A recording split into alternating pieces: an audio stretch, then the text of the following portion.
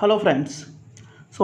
This is the second part of numericals of center of gravity or center of gravity and centroid.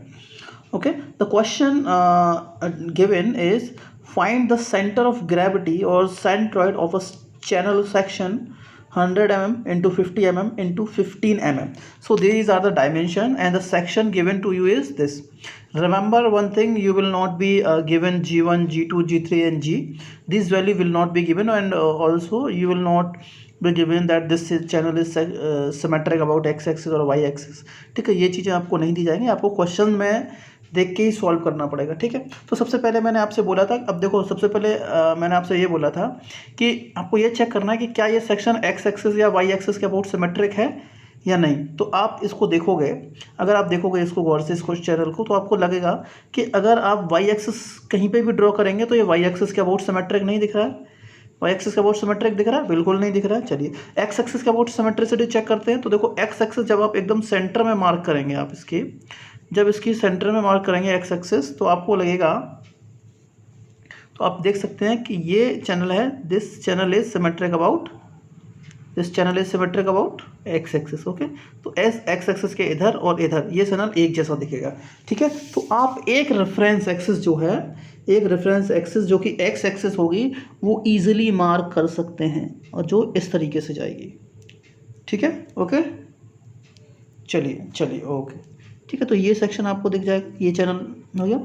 तो अब हम simply तरीके पहले वाला क्वेश्चन जिस तरीके से आपने सॉल्व किया वही इसी तरीके से सॉल्व कर लेंगे. हम ये मान लेंगे कि इस चैनल का जो सेंट्रॉइड है वो जी है और उससे कोऑर्डिनेट एक्स बार और वाई बार है. ठीक है, अब क्योंकि ये जो सेक्शन हमको दिया गया है, ये जो सेक्शन है, क्योंकि this section is symmetric about X axis, x axis के सिमेट्रिक है, तो कहाँ से पास करेंगे एक्स एक्सिस को, एक्स एक्सिस को कहाँ से पास करें इस चैनल में जिससे ये सिमेट्रिक हो जाए.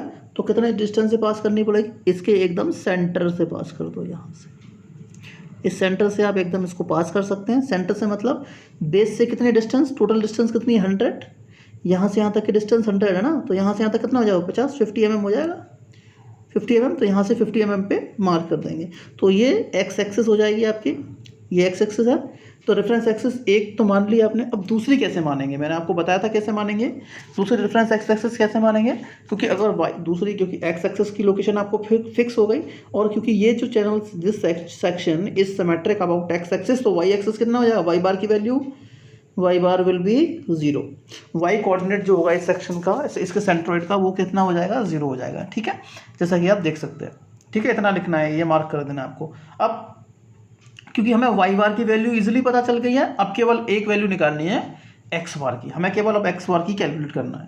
ठीक है, तो ये चैनल इसके सिमेट्रिक है, वाई बार की वैल्यू कैलकुलेट करनी है. ठीक है, अब क्योंकि हमें ये देखना है कि कितने सेक्शन से मिलकर के बना है, तो हम ये बोल सकते हैं कि जो दिया हुआ सेक्शन है वो 3 रेक्टेंगल, इसको मैंने रेक्टेंगल 1 बोल दिया है, इसको रेक्टेंगल 2 बोल दिया है, और इसको रेक्टेंगल 3 बोल दिया. ठीक है, रेक्टेंगल 1, रेक्टेंगल 2, रेक्टेंगल 3, इसको A1, इसको A2 और इसको A3. ठीक है, ठीक है, समझ में आ गया. चलिए अब इनके एरिया मान लिया, इसका एरिया A1, तो so it is made up with the 3 rectangles A1, A2 and A3. इसके रेक्टेंगल्स के कोऑर्डिनेट्स क्या हैं, इन रेक्टेंगल्स के, सॉरी नॉट कोऑर्डिनेट, डायमेंशंस क्या हो जाएंगी.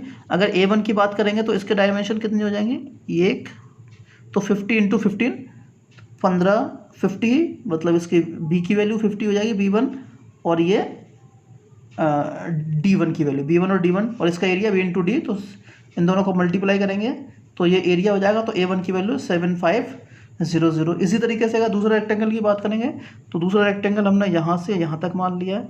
ठीक है, ये दूसरा रेक्टेंगल हो गया. इसके डायमेंशन, क्योंकि ये 15, यहाँ से यहाँ तक 15, ये दोनों, ये 15 है ना. ये डायमेंशंस अगर आप देखेंगे, चेक करेंगे,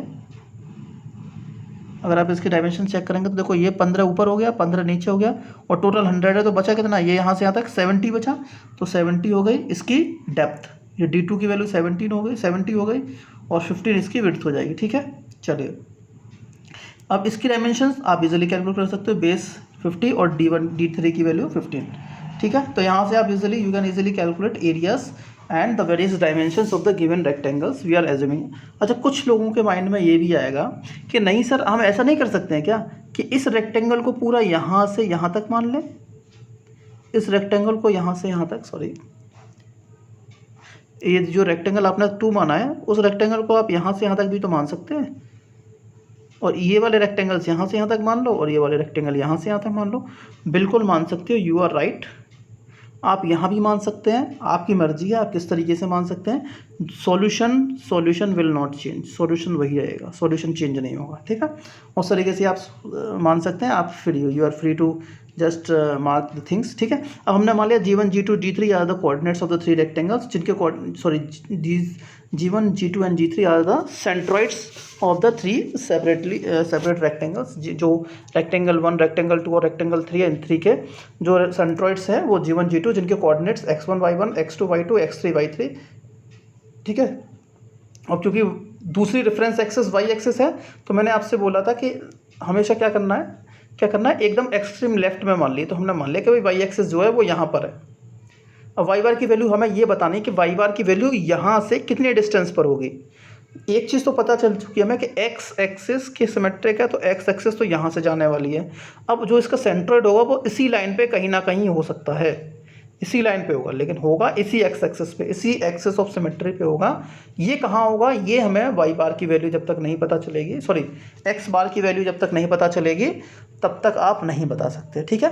तो y बार तो 0 हो गया, अब हमें x बार की वैल्यू कैलकुलेट करनी है, ठीक है।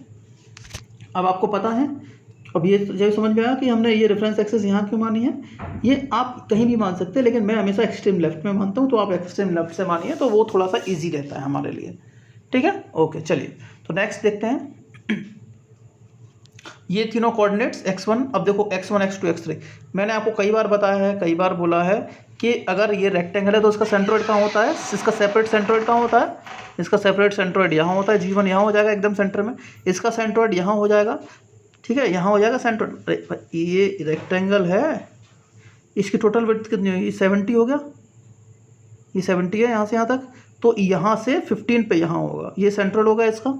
G2 की वैल्यू सेंट्रॉइड यहाँ पे होगा एकदम सेंटर में, C1 C2 निकल G1 G2, और G3 कहाँ होगा, इस तीसरे वाले रेक्टेंगल का, इसके यहाँ से देखेंगे तो B/2 और यहाँ से देखेंगे तो D/2, तो इसका सेंट्रॉइड इजीली आप मार्क कर सकते हैं, ठीक है। जैसे अगर ये रेक्टेंगल है, ये इसका विड्थ B है और ये D है, ये अगर D है तो इसका सेंट्रॉइड कहाँ होता है, यहाँ से B/2 और यहाँ से D/2, B/2 यहाँ से D/2 होता है कि नहीं, बिल्कुल होता है। चलिए अब नेक्स्ट देखते हैं क्या आपको पता होना चाहिए कि हमें क्या कैलकुलेट करना है। We have to calculate the value of x bar. अब x बार का फॉर्मूला पता है, अब तीन ज्योमेट्री, तो a1 x1 प्लस 3 ज्योमेट्रीज हैं,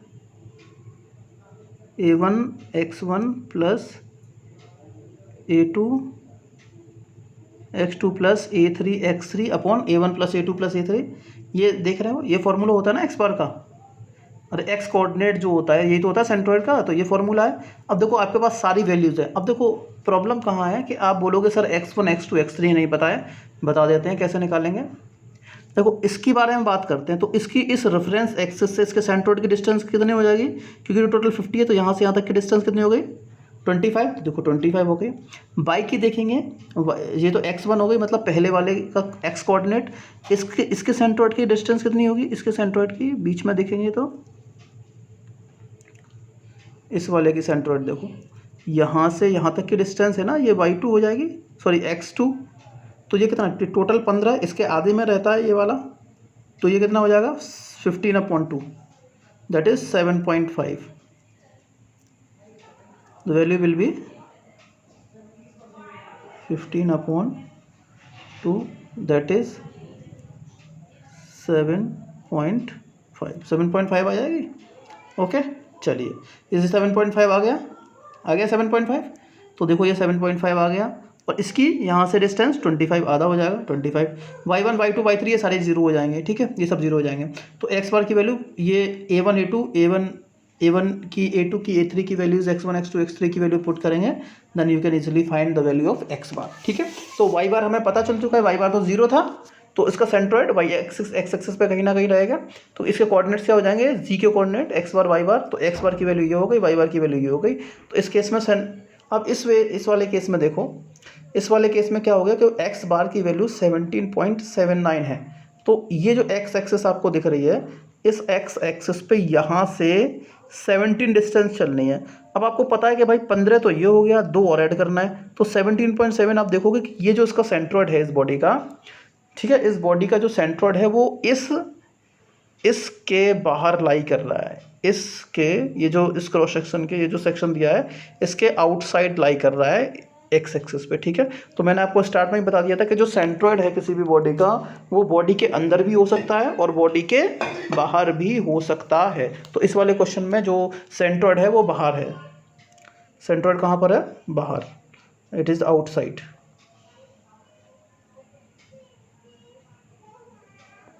ठीक है, कितने डिस्टेंस पर है?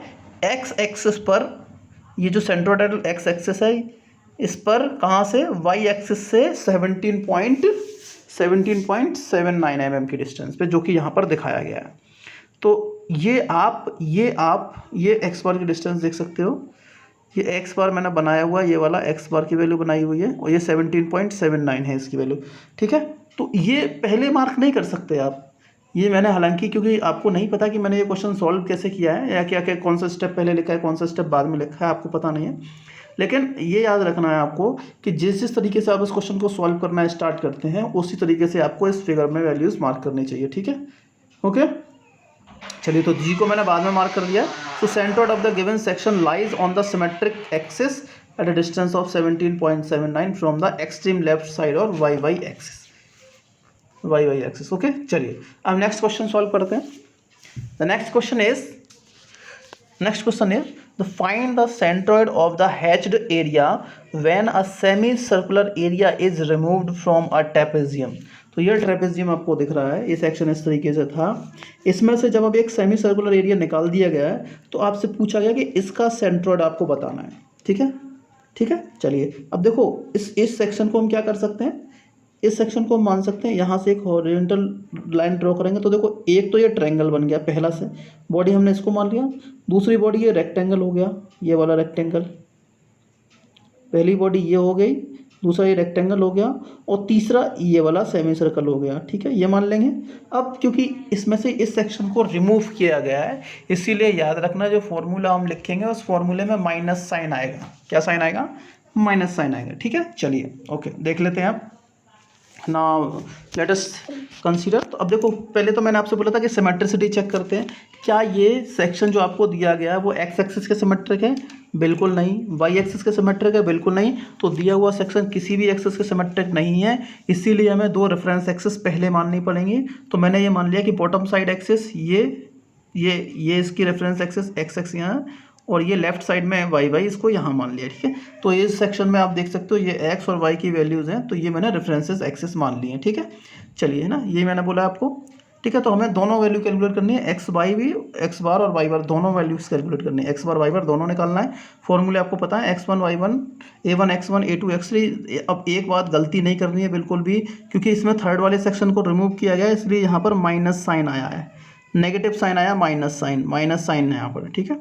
और नीचे में एरिया में भी माइनस साइन आएगा, यहाँ भी माइनस यहाँ भी माइनस, तो दोनों फॉर्मूले में माइनस साइन यूज़ किया जाएगा, ठीक है। तो remember, you have to remember this thing in your mind while solving the problem. मुझे पता है आप गलतियाँ करोगे, कई बार गलतियाँ करोगे, इसलिए याद रखना है कि माइनस साइन यूज़ करना है जब किसी भी सेक्शन को, जब किसी एक पर्टिकुलर एलिमेंट में से किसी सेक्शन को रिमूव कर दिया जाता है, हटा दिया जाता है, तो वहाँ पर उस सेक्शन को माइनस साइन के साथ लिखेंगे, ठीक है। ठीक है, तो अब क्योंकि मैंने ये मान लिया कि ये सेक्शन 3 ज्योमेट्रीज 3 पार्ट से मिलकर के बना है। पहला तो एक रेक्टेंगल हो गया, दूसरा पहला ये ट्रायंगल हो गया इस ट्रायंगल से, दूसरा ये रेक्टेंगल से और उसमें से ये सेमी सर्कल, ये 3 बॉडीज़ मान ली है मैंने, ठीक है। ये 3 सेक्शन माने हैं, इन 3 सेक्शन को मिला करके तब ये सेक्शन आपको मिला है, ठीक है। जबकि तीसरा सेक्शन को जो है उसको हमको इसमें से रिमूव करना पड़ेगा, ठीक है।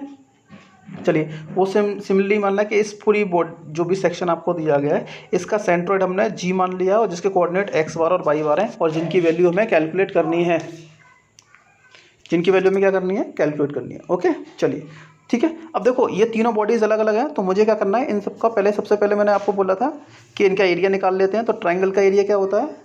ट्रायंगल का area 1/2 into base into height. इसका बेस यहाँ से यहाँ तक हो जाएगा, इसका बेस कितना है 80, 40 + 40 80 और ये हाइट 30। तो देखो इसका सेक्शन का एरिया आप निकाल सकते हैं 1/2 into base into height 80 into 30 तो 1200 mm² आ गया। अब रेक्टेंगल का तो इजीली निकाल सकते हो, ये इसकी विड्थ बेस इसका है 80, 40 + 40 80 और ये 30 हाइट है, तो एरिया लंबाई गुना चौड़ाई होता है, लेंथ इंटू विड्थ होता है, तो 2400 हो जाएगा।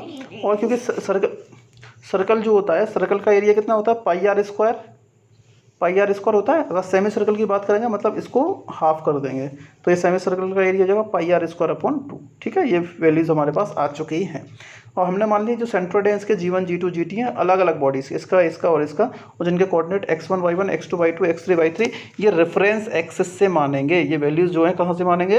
रेफरेंस एक्सिस से। ओके, चलिए, तो ये देखो गलती ये नहीं करनी, ये वैल्यूज़ जो हैं वो रेफरेंस एक्सिस से, जो रेफरेंस एक्सिस आपने मानी है उन रेफरेंस एक्सिस से इनकी वैल्यूज़ हैं। ठीक है, चलिए ओके, अब देखते हैं कि इसको सॉल्व कैसे करेंगे। ठीक है, तो सॉल्व करने के लिए देखो आपको सबसे पहले सेंट्रॉइड मार्क करने पड़ेंगे। ठीक है, सेपरेटली बॉडीज़ के सेंट्रॉइड। मैंने आपको बताया था कि अगर ये ट्राइंगल है कोई भी, तो इसके सेंट्रॉइड कहाँ होते हैं?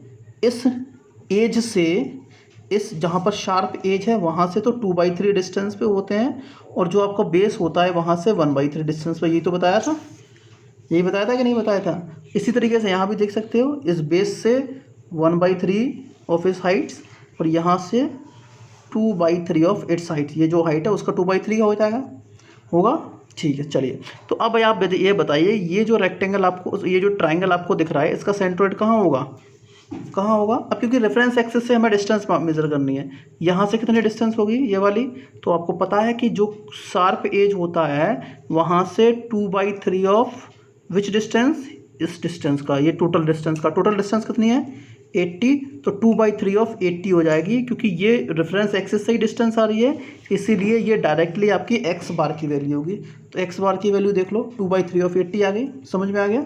अच्छा, y बार क्या होता है? रेफरेंस एक्सिस ये है आपकी, बिल्कुल है। चलिए, अच्छा, रेफरेंस एक्सिस ये है, मैंने आपसे बोला है ये अगर ये ट्राइंगल है आपका, ये वाला ट्राइंगल जो भी है, हालांकि ये अब ये जो है स्केल को देख करके नहीं बनाया है, ये इट इज़ नॉट स्केल्ड। तो आपको क्या करना है, अब मैंने आपसे बोला था ये इसकी अगर बेस से, ये जो सेंट्रोइड आपको देखना है, यहाँ से हाइट देखोगे तो कितना है? मैंने आपको क्या बताया था इसका, कि अब बेस से मेज़र करेंगे तो 1/3, और अगर यहाँ से मेज़र करना है तो 2/3, है ना। अगर ये रेक्टेंगल है, सॉरी ट्राइंगल है, तो ट्राइंगल का सेंट्रोइड यहाँ कहीं होता है, तो इसकी डिस्टेंस यहाँ से कितनी होती है?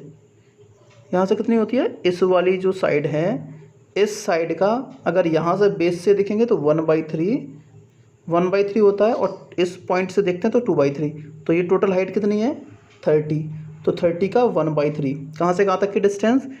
यहाँ से और यहाँ तक की डिस्टेंस कितनी हो जाएगी? 1/3 ऑफ 30, अरे बेस से 1/3 पे होता है, तो कितना आ गई? 10। और मैंने आपसे बोला है ये y बार की, क्योंकि ये अभी क्योंकि पहली वाली इमेज को लेकर के चल रहे हैं, तो इससे x1 और y1 की वैल्यू हमको मिलेंगे।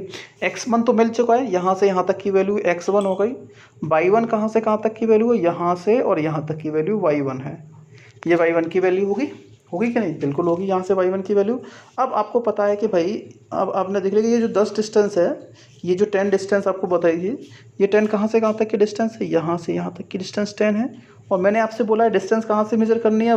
y1 की वैल्यू यहाँ से, तो यहाँ से यहाँ तक की डिस्टेंस कितनी है? 30 + 10, और 30 + 1/3 ऑफ 30, तो वही आपकी y2 की वैल्यू, y1 की वैल्यू होगी। तो मैंने वही लिखा है 30 क्यों आया बच्चों? ये यहाँ पर आपको कन्फ्यूज़न नहीं होना है, यहाँ से यहाँ तक की 30 प्लस ये यहाँ से यहाँ तक की 10, तो 30 + 1/3 ऑफ 30 दैट इज़ 40। ये याद रखना है, remember this thing in your mind. हमेशा ये जो डिस्टेंस x1 y1 की वैल्यू निकालनी है वो रेफरेंस एक्सिस से देखनी है। कहाँ से देखनी है? रेफरेंस एक्सिस से देखनी है। अगर आप रेफरेंस एक्सिस से नहीं देखोगे 100% क्वेश्चन गलत करोगे। ठीक है, तो आपको कोशिश करनी है कि क्वेश्चन गलत नहीं करना है बिल्कुल भी। ठीक है, चलिए ओके। अच्छा, अब अगर रेक्टेंगल की बात करेंगे तो रेक्टेंगल के केस में क्या होगा? आपको पता है ये रेक्टेंगल है, अब x2 y2 की वैल्यू निकालनी है। इस वाले में x2 कहाँ से कहाँ तक की डिस्टेंस? यहाँ से यहाँ तक, ये x2 हो जाएगा, हो जाएगा कि नहीं। अब आपको पता है कि रेक्टेंगल का सेंट्रोइड कहाँ पे होता है, अगर ये बेस है तो इसके जस्ट हाफ पे होता है, तो यहाँ से यहाँ तक की डिस्टेंस कितनी हो गई, x/2, मतलब इस वाले केस में सॉरी b/2, b2 जिसको मैंने बोल दिया इसको b2 बोल दिया, ठीक है। तो ये कितने पे होगी, 40 पे ही रहेगी, ठीक है, 40 पे रहेगी। तो देखो 40 लिखा है मैंने, और y2 ये यहाँ से यहाँ तक की डिस्टेंस होगी ना, x2 यहाँ से यहाँ तक की हो गई, और y2 कहाँ से कहाँ तक की होगी, y2 यहाँ से और यहाँ तक की डिस्टेंस। तो यहाँ से यहाँ तक का पता, अगर ये रेक्टेंगल है तो इसके हाफ में होता है, तो टोटल अगर 30 है ये डिस्टेंस, देखो ये यहाँ से यहाँ तक की 30 है रेक्टेंगल की, तो बेस से 15 mm पे होगा, देखो बेस से 15 mm पे आ गया, हो गया। चलिए अब हम बात करते हैं सेमी सर्कल के बारे में। ये सेमी सर्कल है, तो सेमी सर्कल का अगर हम x बार की वैल्यू बात करते हैं तो यहाँ से कितनी डिस्टेंस पे होता है सेंट्रोइड, इस वाली एक्सिस पे, यहाँ से कितनी डिस्टेंस पे होगा, 20 पे, नहीं बता, अरे यार क्या बताया था मैंने, ये देखो ये है सेमी सर्कल होता है, ठीक है। तो इसका सेंट्रोइड यहाँ कहीं होता है, यहाँ कहीं होता है ना। तो इस वाली एक्स यहाँ से कितने डिस्टेंस पे होता है, यहाँ से इसका रेडियस, तो ये यहाँ से कितने डिस्टेंस पर होगा, यहाँ से कितने डिस्टेंस पर होगा, 20 पे, यहाँ से 20 पे होता है, यहाँ से यहाँ तक की डिस्टेंस 20 हो गई, सेंट्रोइड पे होगा, और ठीक है। तो अब आपको पता होना चाहिए यहाँ से यहाँ तक की डिस्टेंस 20, और हम डिस्टेंस कहाँ से मेजर कर रहे हैं, x3 की, यहाँ से, तो 20 ये हो गया और 40 ये हो गया, तो टोटल कितना हो गया, x3 की वैल्यू, तो टोटल वैल्यू इज़ 60। तो देखो मैंने वही लिखा है 60, 40 + 20, क्योंकि बेस ये वाली है, y एक्सिस ये वाली है आपके, y एक्सिस ये वाली है, यहाँ से डिस्टेंस मेजर करेंगे तो ये 40 प्लस यहाँ से सेंट्रोइड की डिस्टेंस इस वाली लाइन पे लाई कर रहा है, तो ये 20 हो गई इसके रेडियस के बराबर, तो 20 + 40 ये हो गया। अच्छा y3 कैसे निकालेंगे, मैंने आपको बता दिया है, ये डिस्टेंस कितनी होती है सेंट्रोइड की, y बार की डिस्टेंस y3, ये y3 की वैल्यू होती है, कितनी होती है इसकी वैल्यू बताओ, हाँ 4r/3π, याद है कि नहीं, हाँ 4r/3, ये भैया याद करना है, you have to remember, you have to learn these things. अगर ये याद नहीं करोगे तो पक्का क्वेश्चंस गलत हो जाएंगे आपके, ठीक है। तो ये फॉर्मूले ज़रूर याद करने हैं। तो x3 इन सब की वैल्यू हो जाएंगी आपके पास available, sorry for the inconvenience cost to you, okay. So ये 4r/3π, तो 4r कितना है दिया है 20/3 और पाई की वैल्यू है, तो देखो वही मैंने लिखा हुआ y3 की वैल्यू देख लीजिए आप। बेटा ये फॉर्मूले याद करने हैं, अगर ये फॉर्मूले याद नहीं करोगे पक्का you can not solve this type of questions, ठीक है। हो गया यहाँ से यहाँ तक की वैल्यू, तो कितना आ गया 8.49 mm, ये आपका आंसर आ गया, ठीक है। चलिए अब क्या करना है, सब चीज़ें आपके पास अवेलेबल है, बस इक्वेशन में पुट करना है, x bar is = a1x1 + a2x2 minus, remember गलती करोगे महाराज, गलती करोगे, इसीलिए इसको माइनस में ही पुट करना है, ठीक है। तो कुछ नहीं करना, जो फॉर्मूला आपके पास अवेलेबल है x बार का उसमें वैल्यू पुट करनी है, याद रखना है माइनस नहीं होना, माइनस ही आएगा यहाँ पे, ये माइनस साइन अगर आपने नहीं रखा तो गलत हो जाएगा, ठीक है। a1 की वैल्यू निकाल चुके हैं वो रखिए, x1 निकाल चुके हैं, a2 निकाल चुके हैं, x2 निकाल चुके हैं, a3 x3 और a1 a2 a3 सारी वैल्यूज इसमें पुट करेंगे, तो पुट करने के बाद आपको x बार की वैल्यू मिल जाएगी ये वाली। और इसी तरीके से y बार का फॉर्मूला आपको पता है a1 y1 + a2 y2, इसमें याद रखना माइनस ही आएगा, माइनस, रिमेंबर, एक बार फिर बोल रहा हूँ माइनस साइन भूल मत जाना है, नीचे भी माइनस आएगा और ऊपर भी माइनस आएगा, यहाँ भी माइनस है ऊपर और यहाँ भी माइनस है नीचे, दोनों में माइनस की वैल्यू पुट करनी है। सारे पैरामीटर्स आपके पास available, put this value then you will find the values of y bar कितना आ जाएगा 26.47 आ गया, x बार y बार दोनों मिल चुके हैं। तो coordinates of the centroids are x bar is this, y bar this. तो इसका मतलब हो गया कि जो आपको वैल्यू दी गई है वो x बार की वैल्यू, मतलब यहाँ से कितने डिस्टेंस पर है, ये जो g, इसमें मैंने मार्क नहीं किया, जी सेंट्रोइड कहाँ पर होगा इसका फिगर का, तो देखो आप मार्क कर सकते हैं, ये एक्सिस है, यहाँ से अब आपको पता है कि x बार की वैल्यू 41 है, तो 40 तो ये हो गया, इससे थोड़ा सा आगे यहाँ कहीं होगा, इससे थोड़ा सा आगे यहाँ कहीं आपका g हो जाएगा, कितने डिस्टेंस पे, x बार वैल्यू, x बार कितना है 41.16 mm पे, और y बार कितना आया है 26.47, y बार मतलब इस वाली एक्सिस से 26.47, तो यहाँ से यहाँ तक कि 27, 26.47, तो मतलब इसके सेंटर से काफ़ी ऊपर, मतलब ऊपर से थोड़ा यहाँ कहीं आएगा सेंट्रॉइड यहाँ पर। और इसकी डिस्टेंस आप मार्क कर दोगे 26.47 mm, ये इसकी डिस्टेंस हो जाएगी। ठीक है, चलिए ओके। तो यहाँ आप देख सकते हैं, तो इसमें लोकेशन शो नहीं की है, लोकेशन शो नहीं की है, तो आप लोकेशन इसकी बता सकते हैं यहाँ कहीं होगा आपका जी। 41 मतलब यहाँ पे 27 यहाँ पर, ये कोई जी की लोकेशन, सेंट्रोइड आपका यहाँ लाई करेगा। आपको लोकेशन दिखानी है, इसमें मैंने हालांकि दिखाना भूल गया हूँ, आपको लोकेशन दिखानी पड़ेगी सब। 27 पॉइंट्स जो भी वैल्यू है वो आप लिख देना, और ये वाई बार की, ये एक्स बार की वैल्यू आपको दिखानी है, और ये एक्स बार की वैल्यू पुट करते ना, वाई बार की वैल्यू पुट करना, ये कोऑर्डिनेट्स आपको निकालने हैं। ठीक है, अगर आपको लेक्चर अच्छा लगा हो, like it, subscribe the channel and share among your friends. Okay, चलिए ठीक है, hope you are enjoying this lecture. Good night everyone.